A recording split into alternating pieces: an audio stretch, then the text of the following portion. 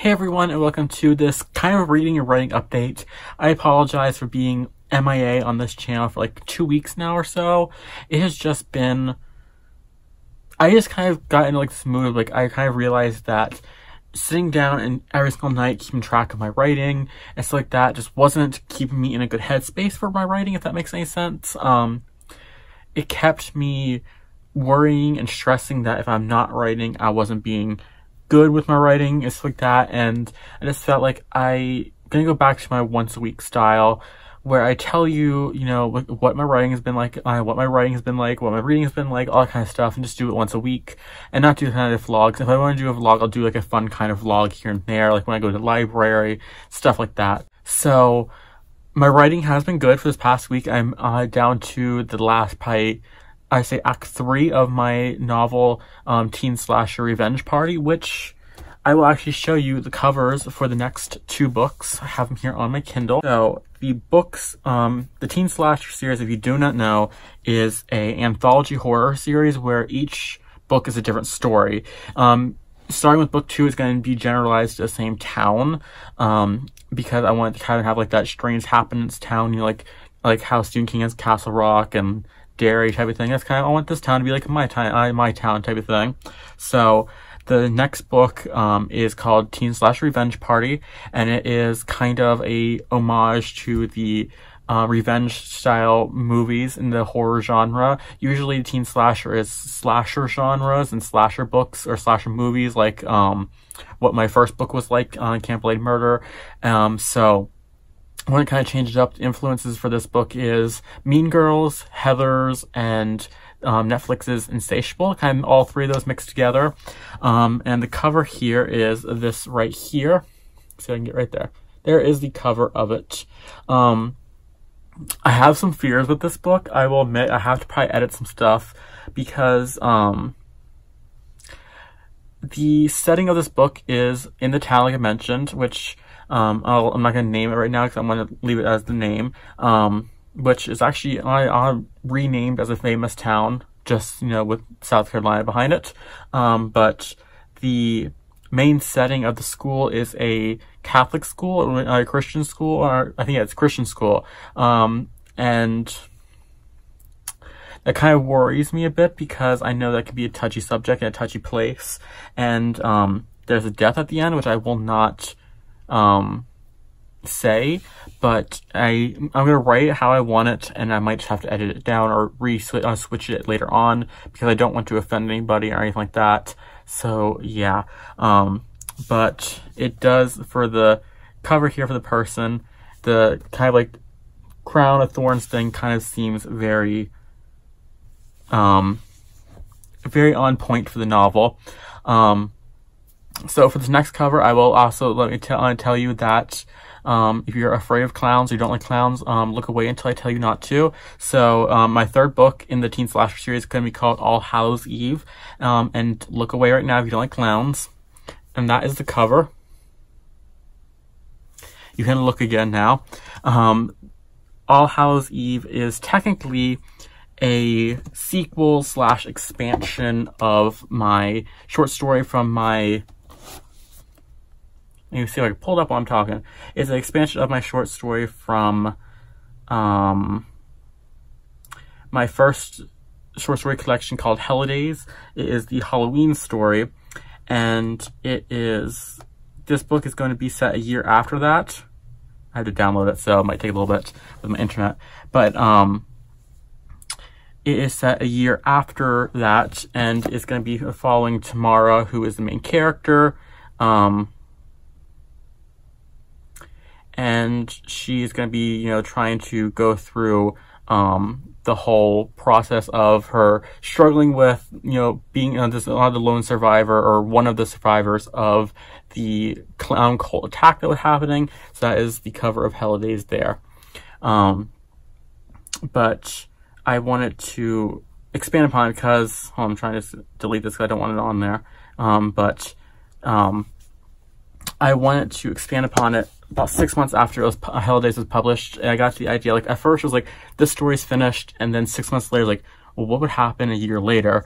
So it's going to pick up a year later, and it's going to show the afterthoughts of it, and it's going to show what happened to Tamara, what's happening to her psyche of seeing all this horrible stuff, and it's going to involve clowns. That's always fun to write. But yeah, and then that's going to be Revenge Party is coming out probably like April of next year, and All Hallows Eve is going to be coming out in October of next year, and then in December or January, so December 2019 or January 2020, an omnibus version of the Teen Slasher series is going to be coming out.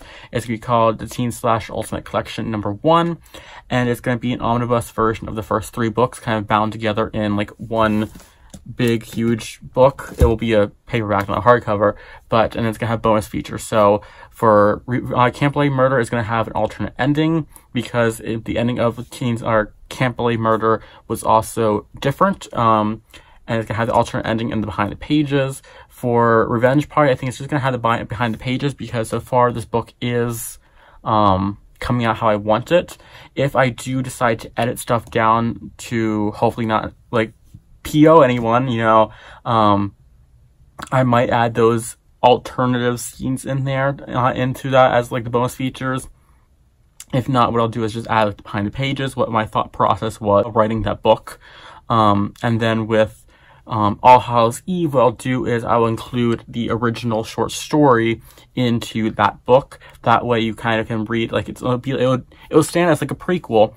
You'll know what's going to happen because I'll write it in there, so you don't have to go out and read the short story. So you'll know the events, what happened, you know, in that short story, but I'll include that as like a added bonus feature.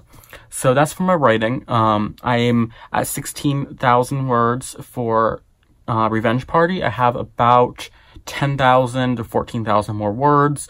So I think I'm going to write probably about 12,000 more words, because there's about 2,000 words in a chapter, which I have left. So I'm really happy with how it's turning out. It's turning out perfect so far. Like I said, I just have to might possibly edit some stuff. So for my reading update, I have not been reading that much, like at all. And my reading has been horrible. I picked up, or haven't picked up any more stories from Joe Hill's Strange Weather. I read the first one, loved it. Read the second one, hated it, and DNF'd it halfway through. The third story I tried to read, but I am just not in the mood for it. And so I might try picking up the fourth story in here. If not, I will probably just return this book and try it again in the future. It's just not appealing to me as much anymore. Like, I have it on my shelf, and I took the bookmark out because I know where I was in the, I was only like 2 pages into the third story. And then I picked up this book from my library, which I'll show you, like, my library card checkouts as well. And that is Kill the Boy Band by Goldie Moldavsky. No. Just no. This is about a group of girls who accidentally kidnaps, well, they don't accidentally kidnap them, that was part of the plan. They kidnap a member of a boy band that they are in love with and very hyper fans of, and he accidentally ends up dead. And that's like the whole premise of it. And I read like 2 chapters and I absolutely hated the main characters. There was no, like, when it was trying to be funny, it was not funny. It just was not for me. I can safely say that book was not meant for me. Possibly for my age range, which I don't like to say about any kind of books. It just was not. I think it was a very kind of niche marketing. If you're like, know anybody who's like hyper fans of boy bands and stuff like that, you know, like back on like the One Direction and stuff like that, now like BTS, stuff like that, I think that would be a good book for them because it'd probably be funny and stuff like that. But for me, not so much. So and then the other one I picked up, which I absolutely loved, was a short story from the Sherlock Holmes Classic Illustrated Collection, which has, you know, like the pictures in it. I read the first story, which is A Scandal in Bohemia. Absolutely loved it. And I was going to read more, and then I was like, well, you know what, wait a minute, I have some extra book money this month. Why don't I just go to the bookstore after I'm done watching Halloween, which was absolutely amazing. And I picked up the complete collection in mass market paperback, which actually is my preferred reading method. So I have all of what is in here, sans the illustrations. So I'm going to start reading this tonight before I go to bed, and I'm going to start reading A Study in Scarlet, because the way these goes, the these two books go is you have 2 novels. In the front, I have, in volume 1 is A Study of Scarlet, and then The Sign of 4, then The Adventures of Sherlock Holmes, The Memoirs of Sherlock Holmes, and The Return of Sherlock Holmes. And then in this one, you get The Hounds of Baskervilles, The Valley of Fear, His Last Bow, The Adventures of Wisteria Lodge, The Adventures of the Cardboard Box. Let me just hold that up so you can actually like read that, so I don't have to go and list them all off. And then kind of more short stories in the collection, which I think, yeah, this is the case book of Sherlock Holmes in the next one. So you get like the whole collection of them basically, and these were only $7 a piece, and with the Books A Million card, I think you got like 20% off, 10% off, something like that. So it wasn't that bad. So I'm gonna be reading these tonight because I have a long love of Sherlock Holmes, and reading the first story from this is like, I need to own these books. I'm surprised I never owned them in the past, because when I was probably like in between like 11 and 14, I was like really in love and obsessed with Sherlock Holmes, and I just kind of haven't read it yet. I kind of like got obsessed with it, got out obsessed with it, and like I was reading, I know I read the short story that I read in this one, but it was like almost new to me, so I'm really excited to kind of almost like relive all these stuff for like the first time, you know, because it's been so long and I forget most of the stuff. So yeah, I'm really excited about that. So for the library books, some of the ones you've probably already seen on here, I think, which is Warcross by Marie Lu. I think everyone knows what this is about if you're in the YA market, because it's like been a hyped up one. It is basically Ready Player One for young adult audiences with a female protagonist. It's about a girl who is like I think a hacker, and she gets sucked into this video game like world. Kind of sounds good, but I don't know. I have Radio Silence Yet, which is about a girl. I think she reaches out on like a CB radio, I think. No, she's a creator of Universe City, something like that, and then she's like, I don't know, it's kind of like a temporary romance. It was recommended by a booktuber, and it was her favorite book. So like, you know what, let me pick it up when I see it at the library. I don't know much about books before I go into them. Next one is Daughters Unto Devils by Amy Ludkowicz. I can't speak.